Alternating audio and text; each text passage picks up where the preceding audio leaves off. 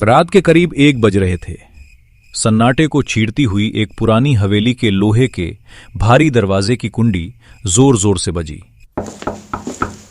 एक आदमी आंखों में अंगारे और गुस्से से लाल चेहरा लिए घर से बाहर निकला। पैर पटकते हुए वो वीरान और पथरीली पगडंडी पर आगे बढ़ने लगा। रात की हवा में अजीब सी सिहरन थी, पर उसका शरीर गुस्से से जल रहा था। वो तेज कदमों से चलते हुए खुद से बड़बड़ा रहा था। क्या समझता है खुद को? शहर में 2-4 पैसे क्या तमा लिए, अब गांव आकर हमें नीचा दिखाएगा। मेरी 20 साल की मेहनत को एक झटके में बेकार बता रहा है। ये घर और ये आम के बाग मेरे हैं, मेरे पसीने से सींचे गए हैं। सब तबाह कर दूंगा, पर 1 इंच जमीन उस शहरी बाबू को नहीं दूंगा। नाम बदल देना मेरा, अगर मैंने उसका घमंड मिट्टी में ना मिला दिया तो। पीछे उस घर के एक अंधेरे कमरे में लालटेन की धीमी पीली रोशनी में माहौल भारी था।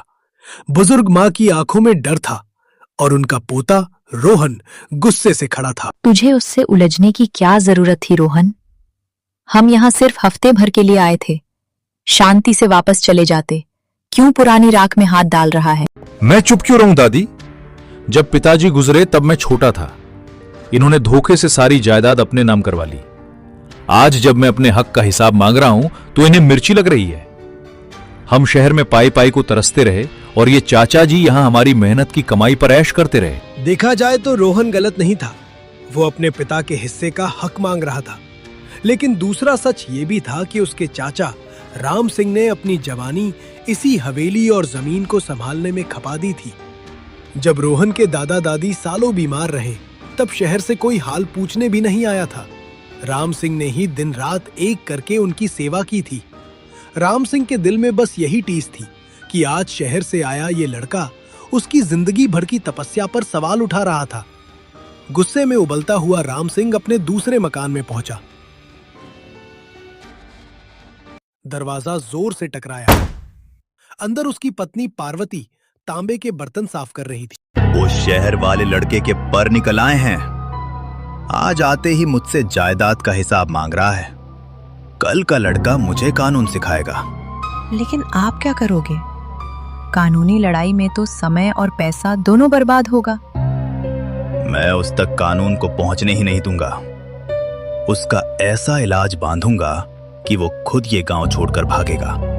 आपको वो शमशान के पास वाला पुराना बरगद का पेड़ याद है ना? वही जिस पर काले धागे और लोहे की कीलें ठोकी जाती हैं। बुढ़िया तांत्रिक कहती थी कि वहां मांगी मुराद कभी खाली नहीं जाती। राम सिंह का दिल एक पल के लिए कांप गया। उसकी रीढ़ में अजीब सी सिहरन दौड़ गई। वो टकटकी लगाए पार्वती के चेहरे को देखने लगा। इस खौफनाक बातचीत के 3 दिन बीत चुके थे। गांव में सब शांत लग रहा था। एक रात रोहन हवेली के पीछे बने सूखे तालाब की तरफ टहलने निकला। गांव का सन्नाटा इतना गहरा था कि उसके जूते की हर आहट गूंज रही थी। आसमान में काली घटाएं छाई थीं और दूर कहीं जंगली कुत्तों के रोने की आवाजें आ रही थीं। अचानक झाड़ियों के पीछे से एक आवाज आई। रोहन के कदम रुक गए। उसने चारों तरफ देखा, लेकिन वहां सिर्फ ऊंचे ऊंचे कटहल के पेड़ थे। शायद कोई जानवर होगा, रोहन ने खुद को समझाया और आगे बढ़ने लगा। लेकिन अगले ही पल वो आवाज ठीक उसके कान के पीछे गूंजी, जैसे किसी के पैरों में घुंघरू बंधे हों और वो बहुत तेजी से रोहन के चक्कर लगा रहा हो। रोहन का खून जम गया, रोंगटे खड़े हो गए और दिल की धड़कनें बेकाबू हो गई। उसने हिम्मत जुटाकर पीछे मुड़कर देखा। वहां कोई नहीं था, सिर्फ सन्नाटा था। उसने राहत की सांस लेनी चाही, पर तभी हवा अचानक बर्फीली हो गई। रोहन को लगा जैसे किसी ने उसका गला अदृश्य हाथों से दबा दिया हो। उसका अपने शरीर से पूरा नियंत्रण झटके से रोहन को जमीन पर पटक कर अचानक रोहन की गर्दन अजीब तरीके से पीछे की ओर मुड़ने लगी। जब रोहन की आंखें खुली, हड्डियां चटकने की आवाजें आने लगी। उसका पूरा शरीर, उसकी आंखें पूरी तरह सफेद हो गईं, जैसे किसी ने लोहे की ऐसा लग रहा था मानो कोई अदृश्य राक्षस उसकी रीढ़ की हड्डी को निचोड़ रहा। गंभीर चेहरा लिए खड़ा था। वो चीखना चाहता था, पर गले से सिर्फ एक घबराहट भरी कराह निकल रही थी। तभी वहां से गांव का एक किसान देवू अपने ट्रैक्टर की बत्ती जलाते हुए गुजरा। टॉर्च की रोशनी जैसे ही रोहन पर पड़ी, देवू की चीख निकल गई। रोहन हवा में आधा फीट ऊपर उठा हुआ था। देवू को देखते ही वो अदृश्य साया झटके से रोहन को जमीन पर पटक कर गया। रोहन बेसुध होकर गिर पड़ा। जब रोहन की आंखें खुली, वो हवेली के कमरे में था। उसका पूरा शरीर ऐसे दर्द कर रहा था जैसे किसी ने लोहे की रॉड से पीटा हो। पास ही बैठी उसकी मां रो रही थी और देवू गंभीर चेहरा लिए खड़ा था। दादी, मुझे क्या हुआ था? बेवू, देवू सही सही समय पर ना पहुंचता तो तेरा बचना मुश्किल था। डॉक्टर को बुलाया था। वो कह रहे हैं कि अचानक कोई लकवा पड़ा है। नहीं माँ जी, डॉक्टरों को कुछ समझ नहीं आएगा।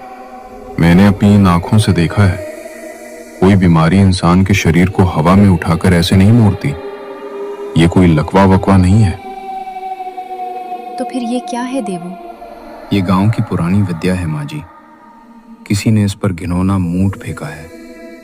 इसके शरीर पर किसी प्रेत का साया छोड़ा गया है। अगर जल्द ही किसी बड़े तांत्रिक को नहीं दिखाया तो अगली बार ये साया इसकी जान लेकर ही ये सब बकवास है माँ। शहर में ऐसा कुछ नहीं होता। किसी ने मुझे कोई नशीली चीज दी होगी। चुप कर रोहन, ये तेरा शहर नहीं है। यहाँ की हवाओं में पुरानी बातें जिंदा है। देवू सही कह रहा है, राम सिंह की नीयत बिगड़ चुकी है। अगली सुबह रोहन की हालत और बिगड़ने लगी। उसके शरीर पर जगह जगह काले और नीले रंग के निशान उभर आए थे, जैसे किसी ने उसे लोहे की जंजीरों से जकड़ा हो। जब गांव का कोई डॉक्टर उसकी नब्ज नहीं पकड़ पाया तो दादी उसे गांव के किनारे बनी एक पुरानी कुटिया में ले गईं, जहां तांत्रिक अघोरी बाबा रहते थे। कुटिया में चारों तरफ धुएं का गुबार था। धूनी के पास बैठे अघोरी बाबा ने जैसे ही रोहन को देखा, उनकी आंखें फटी की फटी रह गईं। उन्होंने अपनी हथेली में थोड़ा सा पानी लिया और रोहन के माथे पर छिड़क दिया। पानी पड़ते ही रोहन के मुंह से एक चीख निकली और उसके गले से किसी बूढ़े इंसान की भारी आवाज गूंजी। मामला गहरा है। इस पर कालमूठ चलाई गई है। गांव के ही किसी अपने ने शमशान वाले बरगद के पेड़ पर इसकी तस्वीर और खून की बूंदें चढ़ाकर किसी अतृप्त आत्मा को इसके पीछे बांध दिया है। बाबा, मेरे बच्चे को बचा लीजिए। हम सब कुछ छोड़कर शहर जाएंगे। इतनी आसानी से पीछा नहीं छूटेगा। आज अमावस्या की रात है। अगर आज रात 12 बजे से पहले उस बरगद के पेड़ में ठोकी गई लोहे की कीलें और काला धागा नहीं निकाला गया तो ये आत्मा इसकी बलि ले लेगी। और याद रखना, जो ये कीलें निकालने जाएगा उस पर भी वो साया हमला करेगा। रात के 11:30 बज रहे थे। रोहन हवेली में बिस्तर से बंधा हुआ तड़प रहा था। उसका शरीर फिर से धनुष की तरह मुड़ने लगा था। उधर शमशान के पास बने उस विशाल बरगद के पेड़ के नीचे गहरा अंधकार था। हवा इतनी तेज चल रही थी कि पेड़ की सूखी डालियां आपस में टकराकर चीखने जैसी आवाजें निकाल रही थी। अचानक एक हाथ कांपते हुए बरगद के तने की तरफ बढ़ा। हाथ में एक भारी पत्थर और छेनी थी। ये कोई और नहीं, रोहन की दादी थी। अपने पोते की जान बचाने के लिए एक मां शमशान के भयानक सन्नाटे में अकेली खड़ी थी। जैसे ही उन्होंने पहली कील पर पत्थर मारा, हवा बर्फीली हो गई और बरगद के पत्तों से खून की बूंदें टपकने लगीं। रोहन की मां के कान के ठीक पीछे एक ठंडी सड़ी हुई सांस का एहसास हुआ। किसी ने उनके कंधे पर हाथ रखा। दादी का कलेजा मुंह को आ गया, लेकिन उन्होंने आंखें बंद की, अपने पोते का चेहरा याद किया और पूरी ताकत से पत्थर को कील पर मार दिया। कील पेड़ से उखड़कर नीचे गिर गई। उसी पल हवा में उड़ता हुआ वो काला साया चीखते हुए शमशान के धुएं में गायब हो गया। दूसरी तरफ अपने घर में बैठा राम सिंह अचानक जमीन पर गिर पड़ा। उसके शरीर में तेज जलन होने लगी। तांत्रिक विद्या का नियम था, अगर वार खाली जाता है तो तंत्र वापस करने वाले पर ही लौट आता है। सुबह जब सूरज निकला तो रोहन पूरी तरह ठीक हो चुका था। उसके शरीर के सारे निशान गायब थे। राम सिंह कांपते हुए हवेली के दरवाजे पर खड़ा था। उसका घमंड टूट चुका था। उसने रोहन के आगे हाथ जोड़ लिए और जमीन के सारे असली कागजात उसके कदमों में रख दिए। मुझे माफ कर दे बेटा।